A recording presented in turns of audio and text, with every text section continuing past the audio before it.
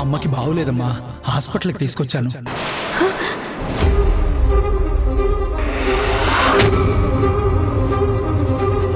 నాన్న ఏమైంది నాన్న? తెలీదమ్మా. సరే నాన్న, ఇప్పుడు నువ్వెక్కడున్నావు? అమ్మా, ఎప్పుడూ చూపించే ఆనంద్ హాస్పిటల్లోనే ఉన్నాను. నువ్వు ఇప్పుడే వస్తావా లేక అంతా అయిపోయాక వస్తావా? నాన్న, ఆయన్ని ఒక మాట అడిగి నేను బయలుదేరిపోతాను నాన్న. నువ్వు వాడిని అడిగి వాడు ఒప్పుకొని నువ్వు రావడం ఇవన్నీ అయ్యే పనులు కాదులే అమ్మా, వదిలే అమ్మా.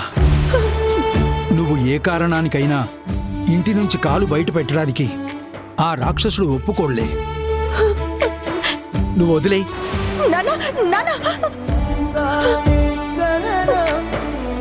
అమ్మా, గేమ్ ఆడుకోవాలమ్మా, ఫోన్ ఇయ్యమ్మా.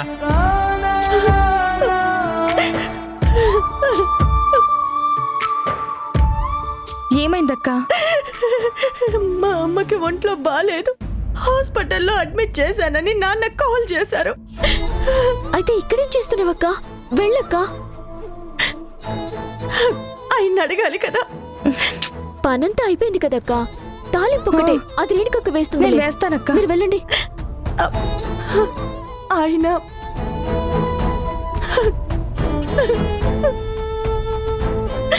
రాక, వాళ్ళు ఏం మాట్లాడతారో నేను చూస్తాను. నువ్వు రాక. రా.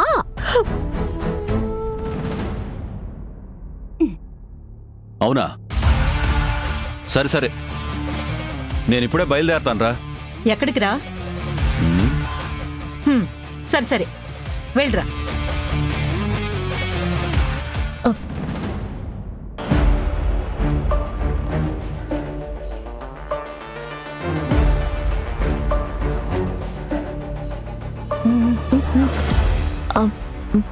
బావా, ఏంటి, తను పని మీద బయటికి వెళ్తుంటే అడ్డుగా వచ్చి నించున్నారేమిటి? మాట్లాడకపోతే వెళ్ళిపోతారు కదత్తయ్య. ఆ? అమ్మా, నువ్వు ఆగు. ఏంటమ్మా, ఏంటి విషయం? బావా, ఏం లేదు.